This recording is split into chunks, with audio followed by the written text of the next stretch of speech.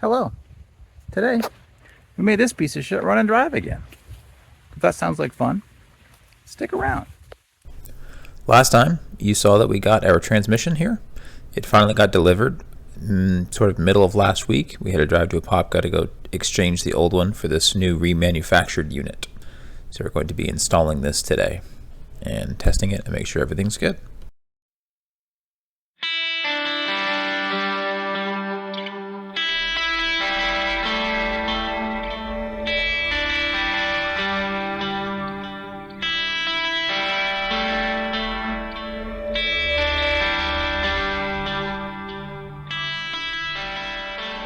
Alright, it is very, very, very dark out. But this is where we ended up last night. We have the transmission bolted to the engine. We started on the torque converter nuts. We have 2 of them in. We need to put 4 of them total. This is what our parts tray looks like. Still lots of parts left to go back in. And yeah, so that's where we got to last night. We're not going to do a whole lot today, but then tomorrow we're going to spend a bunch of time on it. I'm going to get it all finished up. So, yeah, we don't really necessarily have a lot to do. It's pretty quick. Finish torque converter nuts, get the starter in, get the tranny dipstick actually bolted in, hook up all the wiring connectors, the vent tube. I think that's it. And then we put the transfer case back in. Maybe we do the exhaust first. I'm not really sure what's better on that. I think exhaust first, then transfer case, and then the cross member, and then the drive shafts, and then we're done. Put fluid in it and drive it. So it's probably still a good 3-4 hours of work tomorrow. But we're going to try to get some headway down today. We're going to get the rest of the torque converter nuts in, and hopefully the wiring harness and the vent tube all hooked up and ready to go. So here we go, back to more time lapse.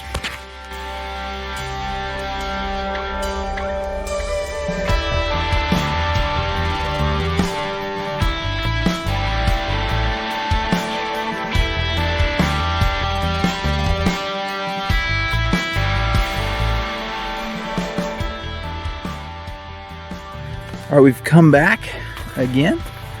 Not a whole lot has changed last night. We got the O2 sensors put back in this side of the exhaust. We had to pull them out to clear the heat shield here.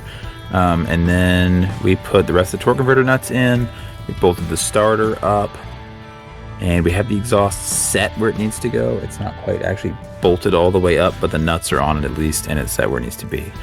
So I think the next thing we're going to do is put the cross member in the right place and set the trans down on there, and then we're gonna throw the transfer case back in and get rolling from there. So here we go, back to more time lapse once again.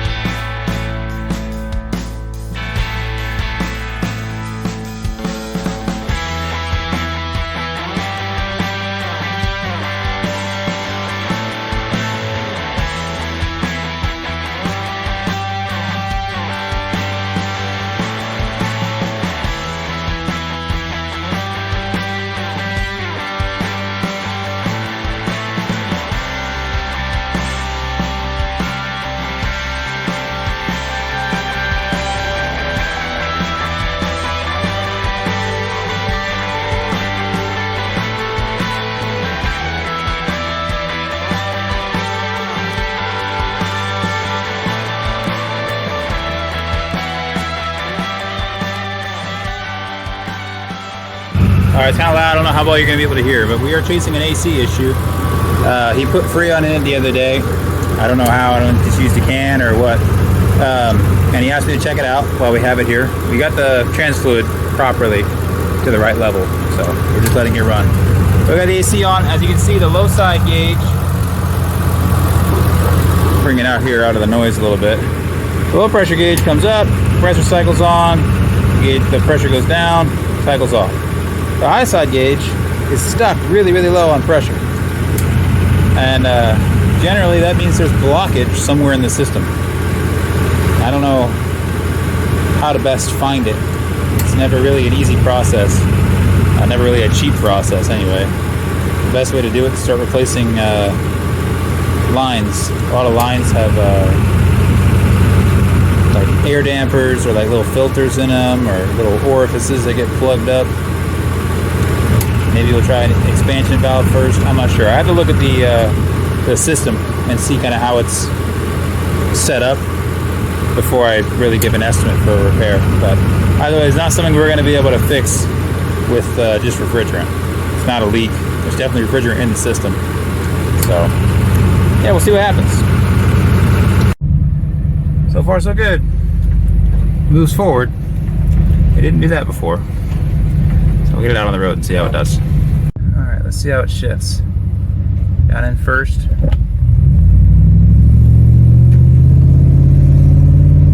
Second. Third. Fourth. Seems pretty good.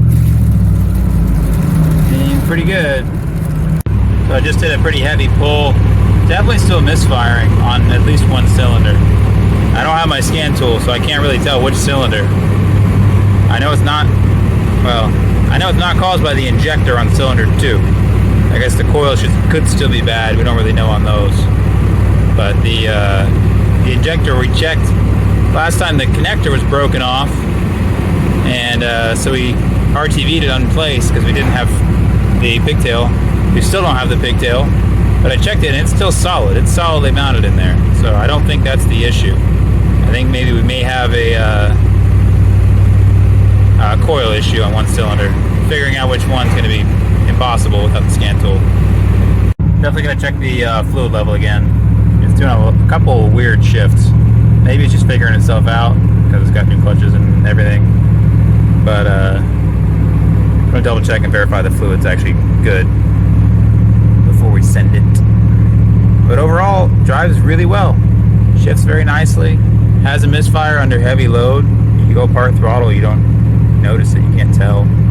And you can get up to 60, 70 miles an hour, no problem. I don't know how much faster it will go, but I am unwilling to drive this faster. So we'll check the fluid one more time, and then I think we're good. We're all done. Runs and drives pretty well. Has a misfire, the AC doesn't work. Some issues with it still, but we're done for now. So thank you for watching. We will see you guys next time. Probably do more some man. You may end up doing more work on this piece of shit. We'll see.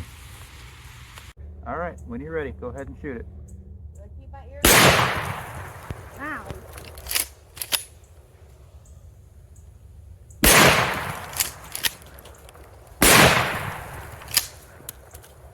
Pick up your shell.